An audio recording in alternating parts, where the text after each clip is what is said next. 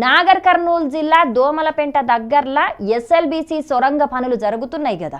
ఇక ఆ సొరంగ పనులు చేస్తుంటే ఇవాళ పొద్దటిలి ప్రమాదం జరిగి పైకప్పు ఊలింది. దాంట్లో కొంతమంది పనిసుతం చేస్తున్నారు. ఇప్పటికైతే అందరూ మంచిగానే ఉన్నారు, కానీ అసలు ఆ ప్రమాదం ఎట్లా జరిగింది ఇంకా తప్పు రాగరుచుకుందాం పాండ్రుల.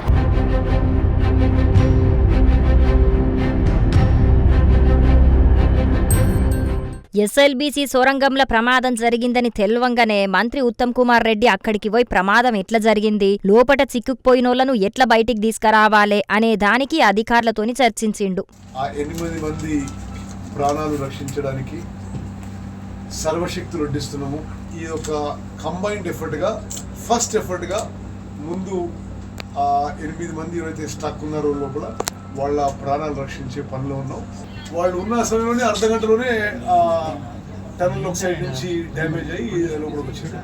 ఆలోచన చేద్దాం. ఇప్పుడు ముందైతే ఆ ప్రాణాలు రక్షించుకోవడానికి మా సంపూర్ణ, అదేవిధంగా రాష్ట్ర ప్రభుత్వం నుంచి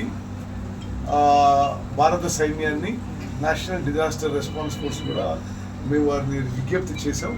రాత్రి వరకు కూడా అందరూ వస్తారని చెప్పి మా నమ్మకం. 14 కిలోమీటర్ల లోపల కాబట్టి there will be some challenges.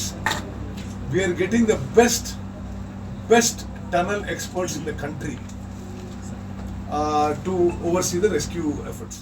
సొరంగంలో ఒక దిక్కు నుంచి నీళ్లు లీకవుట్ల మట్టి కుంగిపోయిందట. ప్రమాదం జరిగేటట్టున్నదని బోరింగ్ మిషన్ ఆపరేటర్ కు ముందుగానే తెలిసే వరకు మిషన్ ను ఎన్కాలున్న 42 మంది కార్మికులను బయటికి పంపిర్రట. మిషన్ కి ముంగటున్న 8 మంది మాత్రం బయటికి రాలేక దాంట్లోనే ఉండిపోయినరట. వాళ్ళని కాపాడనీకి అన్ని ప్రయత్నాలు చేస్తున్నామని చెప్పిండు మంత్రి ఉత్తమ్ సారు. ఈ ప్రమాదం ముచ్చట తెల్వంగానే సహాయక చర్యలు చేపట్టాలని సీఎం అధికారులకు ఆదేశాలిచ్చిండు. ఈ ప్రమాదానికి సర్కార్దే పూర్తి బాధ్యతన్న మాజీ మంత్రి కేటీఆర్ ఆ ప్రమాదంలో గాయపడినోళ్లకు మెరుగైన వైద్యం అందించాలని డిమాండ్ చేసిండు. ఇక చెయ్యక ఒక ప్రాజెక్టు పనులు షురు చేసి మొదట్లనే అంతం చేసిన ఘనత కాంగ్రెస్ పాలకులదేనని ఎడ్డిచ్చిండు మాజీ మంత్రి Harish Rao sir. National dam safety authority దీన్ని విచారణ చెయ్యాలని డిమాండ్ చేసిండు. టన్నెల్ లోపట చిక్కుకున్న కార్మికులను సురక్షితంగా బయటికి తీసుకురావాలని సెంటర్ మంత్రి కిషన్ రెడ్డి కూడా చెప్పిండు. మరిగా దేవుని దయ వల్ల అందరు సల్లగుండాలనని మన రచ్చబండ ముచ్చట్ల తరపున కూడా కోరుకుంటున్నాముల్లా.